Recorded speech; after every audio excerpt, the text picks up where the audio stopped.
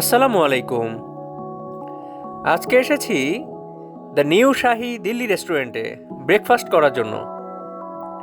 তবে এটি দিল্লিতে নয়, পুরান ঢাকার পাটুয়াতুলিতে দিল্লি প্লাজার নিচে আন্ডারগ্রাউন্ডে এটির অবস্থান।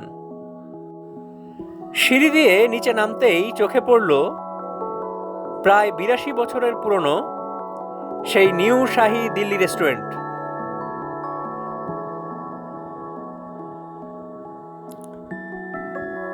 এই রেস্টুরেন্টটিতে বিভিন্ন ধরনের মিষ্টান্ন আইটেম এছাড়া বাহারি নাস্তার ব্যবস্থা রয়েছে।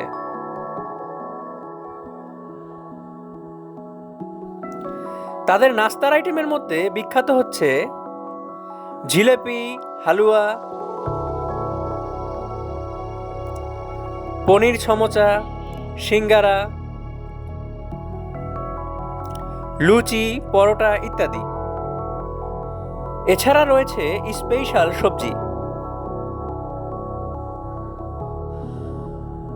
তাছাড়া বিভিন্ন ধরনের সন্দেশ, শনপাপড়ি, বরফি ইত্যাদি আইটেম এখানে জনপ্রিয়। নিয়েছিলাম তাদের ৩ ধরনের হালুয়া, সবজি, লুচি ও পরোটা। হালুয়ার মধ্যে ছিল ছানার হালুয়া, বুটের হালুয়া ও গাজরের হালুয়া। ছানা ও বুটের হালুয়াটার মিষ্টির পরিমাণ খুব বেশি ছিল, তাই দুটোরই স্বাদ এভারেজ লেগেছে। তবে গাজরের হালুয়াটা এখানে মাস্ট ট্রাই আইটেম, খুবই দুর্দান্ত ছিল।